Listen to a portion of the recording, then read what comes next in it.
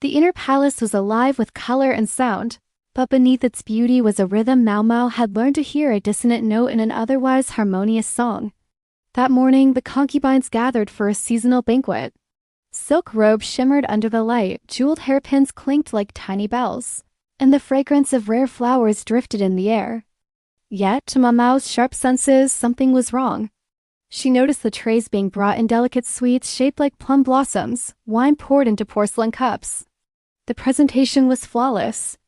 But when her eyes lingered on one particular confection, a faint bitterness tickled her memory.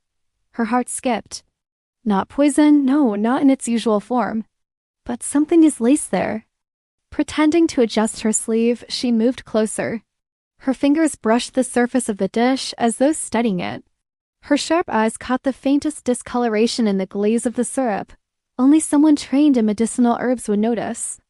Jinshi, watching from across the hall, caught her subtle signal. His lips pressed into a thin line. He trusted her instincts sometimes more than the officials who reported to him, but revealing it openly was dangerous.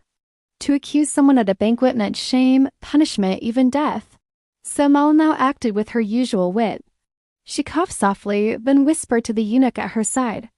"This sweet seems overly rich. Perhaps the texture would not please the lady consort. Allow me to exchange it with something lighter." The eunuch, though confused, obeyed. And just like that, the suspicious confection was carried away before it could touch the lips of the emperor's beloved.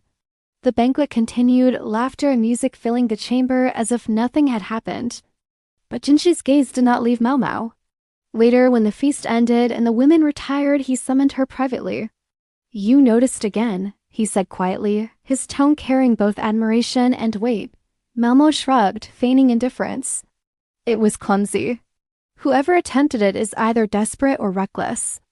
"Or," Jinshi countered, "they wanted to test the waters. To see how closely we are watching."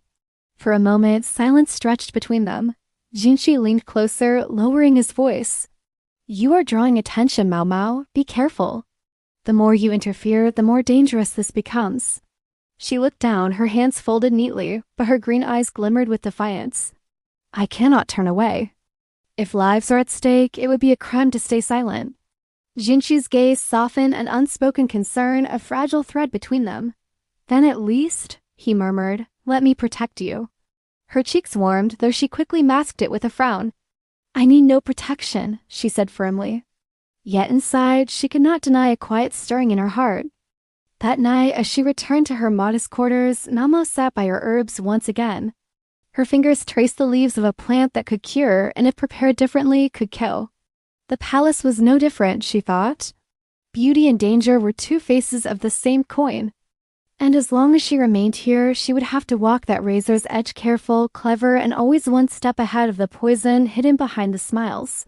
If you were enjoying Maomao's story and want to follow every secret revealed in the palace, don't forget to like this video and subscribe to the channel. That way, you won't miss the next mystery waiting in the Apothecary Diaries.